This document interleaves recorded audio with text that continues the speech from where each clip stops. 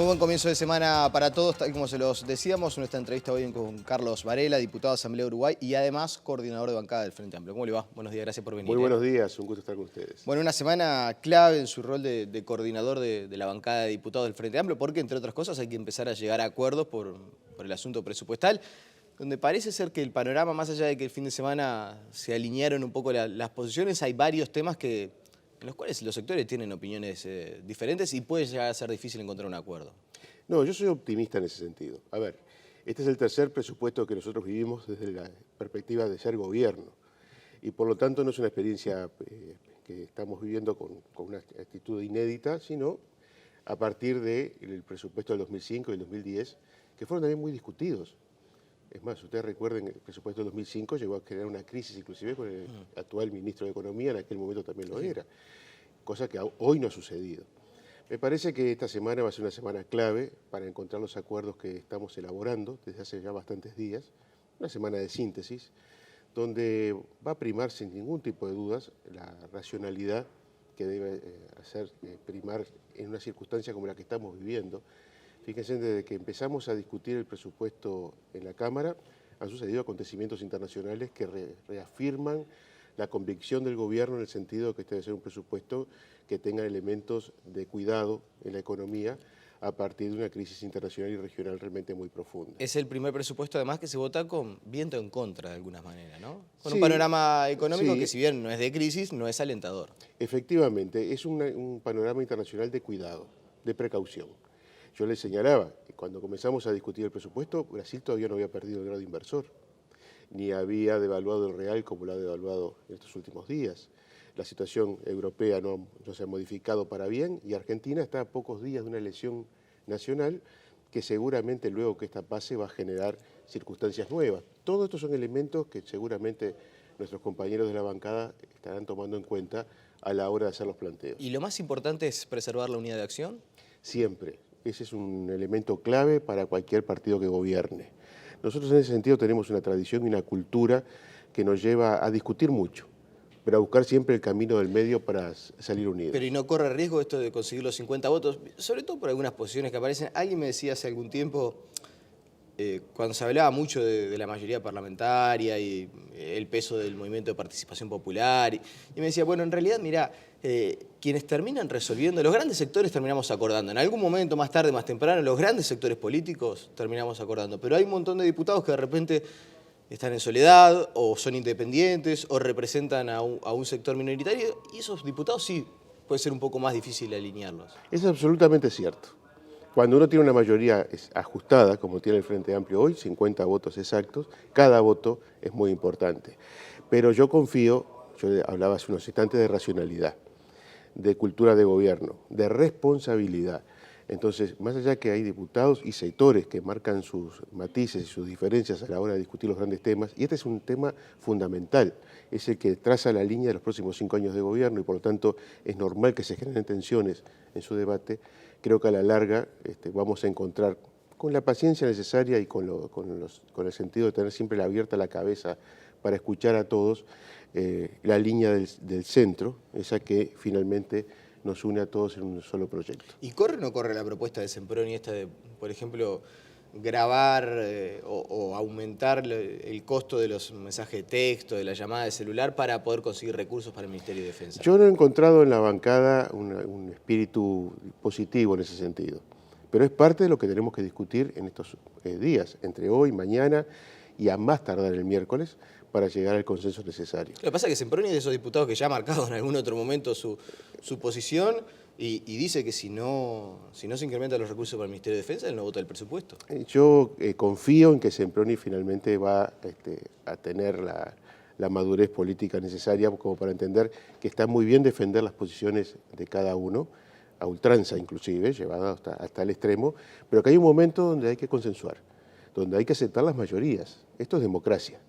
Se discute, se debate, se plantean con firmeza cada una de sus ideas, pero luego se acepta lo que la mayoría resuelve. Si no, no se forma parte de una fuerza de gobierno, cada uno haría lo suyo y estaríamos en una anarquía que nadie quiere llegar. ¿Y cuánto juega en este escenario que ni el presidente de la República ni siquiera el Ministerio de Economía o el ministro Astori tenga en el Parlamento un peso tan importante como el que tiene a nivel del Poder Ejecutivo. Esto de que la bancada del ministro sea un poco más chica que el resto de los sectores, ¿cuánto juega al momento de la discusión presupuestal? Lo que pasa es que hay que entender lo siguiente, el presupuesto no es del ministro de Economía. El presupuesto es del gobierno, es del Poder Ejecutivo en su conjunto. Bueno, pero es elaborado por el Ministerio de Economía, es elaborado, con el presidente, la OPP, efectivamente, bueno, en fin, no, y con todos los ministerios. Sí. Cuando uno mira el presupuesto está firmado por todos los ministros. Yo le aseguro igual que en la discusión interna, el ministro Astori tuvo que sacar una tijera de este tamaño con cada uno de los ministerios para recortar lo que eran las aspiraciones lógicas de cada uno de los ministros. No tengo ninguna duda que fue así, porque aparte ese es el procedimiento para un presupuesto. A ver, cualquiera lo haría, ¿verdad? Aún en una familia o en una organización social de barrio. Uno pide todo lo que necesita y luego alguien con racionalidad, con visión general, empieza a readecuar los ingresos de acuerdo y los recursos de acuerdo a las disponibilidades que existan. Esto es el papel del ministro de Economía, pero una vez que el Poder Ejecutivo lo aprueba, es el presupuesto de todos. Por lo tanto, no es la bancada del ministro quien tiene que defenderla, es la bancada del Frente Amplio quien tiene que defender el presupuesto. ¿Y cree que en ese sentido hay un ambiente para no hacer grandes modificaciones? Yo tengo confianza que eso va a ser así, por lo que le acabamos de decir. No solo porque somos conscientes de que hay una situación compleja, que no es una crisis, pero es una situación compleja en el país, sino porque miramos la región y vemos lo que está pasando, entonces tenemos que actuar responsablemente.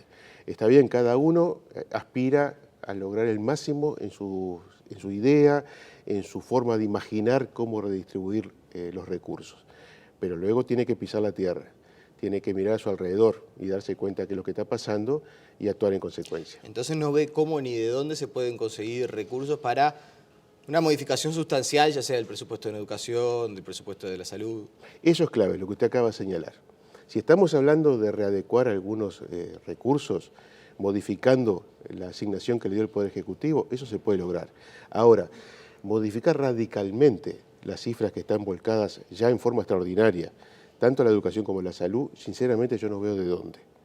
Porque aparte tampoco es bueno generar un problema en un ítem determinado del presupuesto sin resolver el otro al cual queremos reasignar los recursos.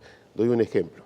Si nosotros volcáramos un porcentaje extraordinario, imaginemos, para hablar de lo que se ha conversado en los últimos tiempos, del presupuesto de defensa de educación, en realidad estaríamos sacando a defensa una enorme cantidad de recursos que casi no movería la aguja en educación. Entonces, también ahí hay que pensar, ¿vale la pena hacerlo? Esos son los elementos que tienen que estar arriba de la mesa a la hora de tomar decisiones en estos Se hablaba de la posibilidad de aumentar el no llenado de vacantes en el Ministerio de Defensa. Usted dice que eso no termina repercutiendo en dinero, algo que modifique sustancialmente el presupuesto educativo. Cuando uno ve el volumen, volvamos a este ejemplo, cuando uno ve el volumen que se destina al Ministerio de Defensa en el presupuesto y el volumen extraordinario que se destina a educación, bueno, vean, hagan una simple cuenta de cuánto necesitaría sacarse, que sería muchísimo más de lo que se destina a defensa, para mover sensiblemente la aguja en el presupuesto de educación, que ya de por sí tiene las asignaciones que nosotros consideramos justas. Siempre se puede intentar más, pero hay que actuar, insisto, con este concepto, con responsabilidad, para no desvestir a un santo para vestir a otro. Y en el presupuesto educativo la idea, por ejemplo, puede ser dotar de mayores recursos al ISEF. Está en boga lo del incremento estable, ver si se consiguen recursos de algún lado para esas dos cosas puntuales, pero no mucho más. Esos son elementos que están a consideración de la bancada, efectivamente, y yo creo que ahí se van a encontrar soluciones para resolver esos problemas.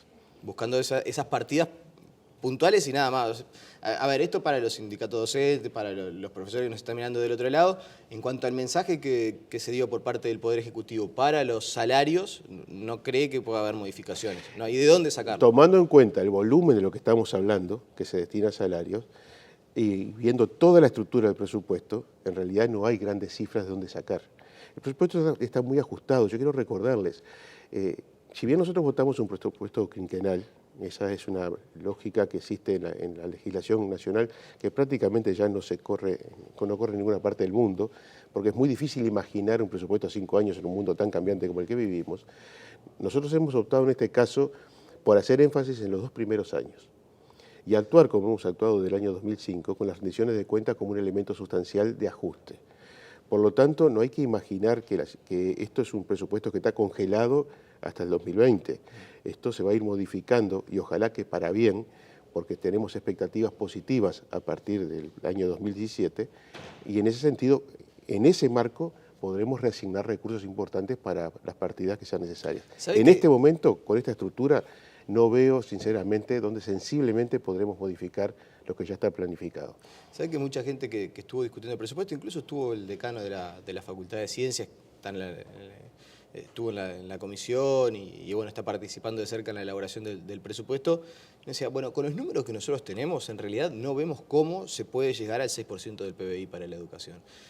Debería cambiar demasiado la ecuación para los últimos años de gobierno para poder llegar a esa cifra prometida. Yo sé que en el programa del Frente Amplio, que en la campaña se dijo tender al 6%, que eso de alguna manera es no asegurar que se va a llegar al 6%. Ahora, la intención, o todos los que han pasado por acá han dicho, queremos llegar al 6% del PBI. ¿Se puede o no se puede? Yo estoy absolutamente convencido que se puede. Por lo ¿No que es demasiado optimista, como le dicen los analistas? Yo creo que no, yo creo que es absolutamente racional y es lógico el planteo de llegar sobre el fin del periodo al 6%.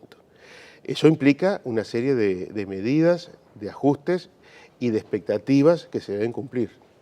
Ahora, sería irresponsable asegurar en este momento se llega al 6%, porque no estamos en un mundo aislados, no estamos en un planeta solo nosotros, estamos interrelacionados con nuestro entorno regional y mundial, y eso influye en nuestra economía, en nuestros recursos, en la forma como los podemos redistribuir. Por eso tenemos expectativas, lo que yo les señalaba, que a partir del 2017 las tendencias económicas que hoy no son favorables se van a revertir. Hay indicios en ese sentido que nos pueden llevar en esa dirección. Y a partir de ahí, la masa de recursos que se puedan destinar para la educación se pueden modificar positivamente para lograr ese objetivo. Ahora, si Brasil no levanta, va a ser difícil. Es que Brasil va a tener que levantar. Es inimaginable pensar en un Brasil postrado por 5 años, o Argentina, o Europa. Uno tiene que tener las expectativas positivas y ser mesurado también en ese optimismo. Por eso estamos imaginando un panorama diferente en los próximos años y no inmediatamente. ¿Qué va a pasar con los recursos que solicitan los intendentes para la reparación de caminería rural, en medio de toda esta discusión por la contribución inmobiliaria rural? Bueno, ahí hay todo un debate, ¿verdad? Si es que se aprueba o no se aprueba lo que el Congreso de Intendentes en su momento solicitó, y fundamentalmente los intendentes del Partido Nacional. Ahora, si el propio Partido Nacional no aprueba, no vota lo que los intendentes de su partido solicitaron, nosotros vamos a ver qué actitud tenemos. Pero las intendencias desde el año 2005 han tenido un trato que no es preferencial, es el trato justo que establece la Constitución y que antes no se cumplía con relación a la distribución de los dineros que deben ir a cada una de las intendencias con absoluta transparencia en tiempo y forma. Luego estará en cada uno de los municipios, de los gobiernos departamentales, bueno, cumplir en forma razonable con los recursos que el gobierno central dispone para ellos. Está bien, tampoco deja de ser cierto que en el pasado periodo de gobierno, no sin discusión, se terminó por votar el ISIR, que era un impuesto creado justamente para la reparación de caminería rural, que después terminó naufragando, que en su lugar se pone el impuesto al patrimonio y que ahora esos recursos que antes eran del ISIR para la caminería rural, ahora no van a ser para caminería rural, van para rentas generales una buena parte de ellos, y es por eso que piden esta especie de complemento. Bueno, veremos cuál es el... Es decir, en el periodo pasado de gobierno se generó un impuesto, o se amplió un impuesto que no termina siendo destinado a la caminería rural. Entonces no es un tema de las partidas, sino eventualmente de conseguir recursos que siguen sin aparecer. Yo creo que las intendencias han tenido recursos realmente importantísimos, como pocas veces tuvieron en los últimos 10 años. Si vemos el desarrollo de algunos departamentos, notaremos cómo las partidas del gobierno central han influido positivamente en la gestión de cada uno de ellos. En otros, el mal uso de esos recursos o el desvío de los mismos para los fines con los que estaban destinados llevaron a resultados no positivos. Bueno, acá tiene que haber una relación entre la voluntad del gobierno central de cumplir lo que lo que la Constitución establece con las intendencias y lo que las intendencias hacen con esos recursos. Yo creo que van a contar con el dinero suficiente para hacer las obras que necesitan en cada uno de los departamentos, sabiendo que siempre las demandas superan a los recursos disponibles. Pero y eventualmente la postura del Frente Amplio es si el Partido Nacional no lo vota, no aprobar esto de... Es parte de la discusión que tenemos en estos días, pero a ver, si la fuerza que tiene la mayor representación a nivel departamental no lleva la propuesta de sus intendentes, veremos nosotros qué actitud tomamos. ¿Y si lo vota uno de los dos grandes sectores del Partido Nacional? Bueno, por eso, es parte de esta discusión. No se olvide que en esta semana nosotros no solo tenemos que debatir internamente, sino debatir y negociar, en el buen sentido de la palabra, con toda la validez que este término tiene, con los otros partidos. Allí se tendrán que explicitar definitivamente las posiciones de cada uno de los sectores que tiene representación parlamentaria. Bien. ¿Qué va a pasar con el artículo 425, que tanta polémica ha generado a nivel de la salud? Sí, es un artículo muy complejo, muy controversial. Personalmente no estoy de acuerdo con la redacción que tiene, lo quiero aclarar. Estamos buscando una redacción alternativa. El viernes se trabajó, un grupo de compañeros de la bancada trabajaron con autoridades del Ministerio de Salud Pública para encontrar una redacción alternativa, que preserve parte de lo que el Poder Ejecutivo intenta preservar con este artículo, y es que no se entre en un negociado de los grandes laboratorios con medicamentos que son imprescindibles para determinadas dolencias, pero también encontrar una forma de preservar los derechos de los ciudadanos ante situaciones extremas. La intención no fue evitar que se presenten ante la justicia para reclamar medicamentos que no están incluidos dentro de la lista. Si esa fue la intención, no estamos de acuerdo con ella. Creemos que la intención fue otra, pero la redacción, desde mi punto de vista, hay que ajustarla para lograr el equilibrio entre la defensa de los derechos del Estado y la defensa de los derechos de los ciudadanos, que es fundamental. Pero así como está, no se vota. Así como está, en principio no se vota. Bien, le quiero hacer las últimas dos. ¿Cuánto influyó en medio de toda esta discusión que el Frente Amplio estuviera, yo no sé si decir acéfalo, pero bueno, con por lo menos una especie de conducción de transición a nivel de la fuerza política en sí? Yo creo que no solo con este tema, en cualquier tema importante que tengamos que discutir a nivel de gobierno, la fuerza política necesita una dirección establecida, legítima y absolutamente consolidada. Eso no va en desmedro de lo que hoy está haciendo el secretariado y la mesa política, con un gran esfuerzo. Pero necesitamos resolver, ya hay un camino planteado, ojalá no hubiéramos llegado a esta situación, necesitamos resolver una presidencia con todos los atributos que la misma tiene. La fuerza política debe estar ordenada a la hora de debates como estos, que son tan importantes y que todos sabíamos que teníamos por delante, como es nada menos que la discusión del presupuesto. Entonces, ¿se sintió la ausencia de una conducción establecida, por lo menos firme, para esta discusión? Yo no sé si se sintió esa ausencia, pero realmente es un elemento importante. Insisto, se ha hecho un gran esfuerzo por parte de lo que hoy es la dirección del Frente Amplio para encauzar esta discusión, que tiene un centro fundamental en la bancada parlamentaria, quiero aclarar, más que en la fuerza política en esta instancia. Pero siempre es importante para cualquier partido político tener sus autoridades absolutamente consolidadas en forma legítima. La última, y no quería dejar de preguntarle por este asunto, como integrante de Asamblea Uruguay, como una persona cercana al ministro de Economía, Danilo Astori, ¿se llegó demasiado lejos en el cruce de declaraciones entre el sector del vicepresidente Raúl Sendic, el propio vicepresidente, el ministro de Economía? Yo creo que se vivió un momento de particular tensión, ¿sí? Hay que reconocerlo. Pero tuvo algo positivo, se explicitó ante la opinión pública las distintas posiciones que no significaron ningún quiebre en el relacionamiento, sino dos visiones sobre cómo gestionar una empresa de las características de ANCAP, que es la principal empresa de este país. Bueno, se han explicitado, los ciudadanos tendrán el derecho de opinar respecto a quién tuvo razón con relación a esta situación, y ahora es hora de seguir pensando en lo que viene por delante. Los problemas ya están arriba de la mesa. Lo importante ahora es cómo encontramos la solución a esos problemas. Y no deja una marca para el futuro, porque se dice que Raúl Sendic podría llegar a ser eventualmente, obviamente, queda un largo camino por recorrer, pero ¿por qué no pensar que Raúl Sendic podría ser candidato del Frente Amplio en las próximas elecciones? ¿Cómo hace, después de estas diferencias que quedaron arriba de la mesa, que quedaron explicitadas, el sector del ministro de Economía para eventualmente apoyar esa candidatura? Primero, Raúl es un excelente compañero y ojalá en el futuro tenga la posibilidad de ir por más. Es un hombre joven, muy bien formado, que respetamos muchísimo. Que hayamos tenido diferencias o que tengamos diferencias con relación a la gestión de una empresa no significa que eso cuestione posibles apoyos o no que en el futuro se puedan dar en otro tipo de responsabilidades. No es eso lo que está en juego. Lo que está en juego es un hecho absolutamente puntual, importante sí, muy importante, sobre lo cual tenemos diferencias. Y ahora se está trabajando desde el Ministerio de Economía junto con la empresa para resolver dificultades que se generaron en el pasado. Carlos Varela, le agradecemos su presencia esta mañana aquí en Tele Buen Día. Gracias a ustedes. La pausa y seguimos con mucha más información.